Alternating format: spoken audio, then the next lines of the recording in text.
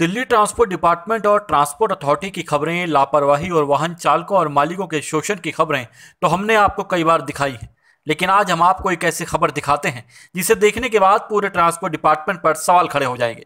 इस खबर के बाद दिल्ली के परिवहन मंत्री, परिवहन आयुक्त, ट्रांसपोर्ट अथॉरिटी के एमएलओ, अधिकारी सब सवालों के घेरे में आ जाएंगे। ट्रांसपोर्ट विभाग का ऐसा ब्लंडर जो दिल्ली की जनता के लिए बहुत बड़ा खतरा बन सकता है। ट्रांसपोर्ट अथॉरिटी में आखिर किसकी शय पर यह गोरख धंधा चल रहा है, ये एक बड़ा सवाल खड़ा करता है।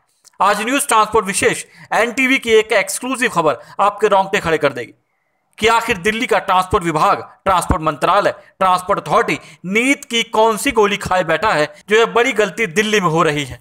और इस पर ना तो कोई इन्फोर्समेंट डिपार्टमेंट एक्शन ले रहा है और ना ही कोई उच्च अधिकारी। आपको बता दें कि एनटीवी के पास कुछ डॉक्यूमेंट्स ऐसे प्राप्त हुए हैं जो बताते हैं कि दिल्ली में करीब 10 ऑटो रिक्शा का आरसी कैंसिल हो चुका है और उनमें से 4 ऑटो रिक्शा की फिटनेस साल 2030 और एक की फिटनेस साल 2027 तक वैलिड है। वहीं 5 ऑटो रिक्शा की फिटनेस 2017 में ही समाप्त हो चुकी है।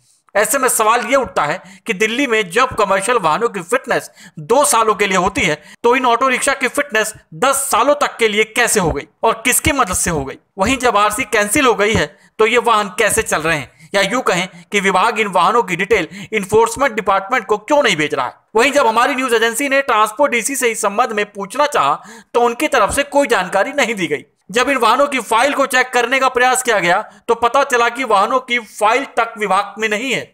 बड़ा सवाल यह है कि आखिर हमारे पास तो कुछ ही वाहनों की लिस्ट आई है, ऐसे में जाने दिल्ली में कितने ही ऑटो रिक्शा होंगे जो इस प्रकार अवैध रूप से चल रहे होंगे। यदि इन वाहनों से कोई अपराध हो जाए तो उसका जिम्मेदार कौन होगा। दिल्ली सरकार महिला सुरक्षा, सीसीटीवी कैमरे का हाई लेवल ड्रामा तो करती है, लेकिन अपने ही विभागों में होने वाले इस भ्रष्टाचार पर क्यों अभी तक किसी की नजर नहीं पड़ी।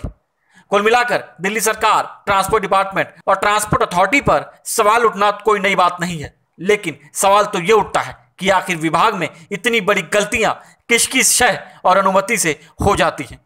उससे बड़ा सवाल यह कि आखिर इस प्रकार की गलतियों पर विभाग सख्त क्यों नहीं होता। आखिर यह विभाग की लापरवाही है या कुछ और विभाग को साफ करना चाहिए। न्यूज ट्रांसपोर्ट विशेष ब्यूरो रिपोर्ट, दिल्ली।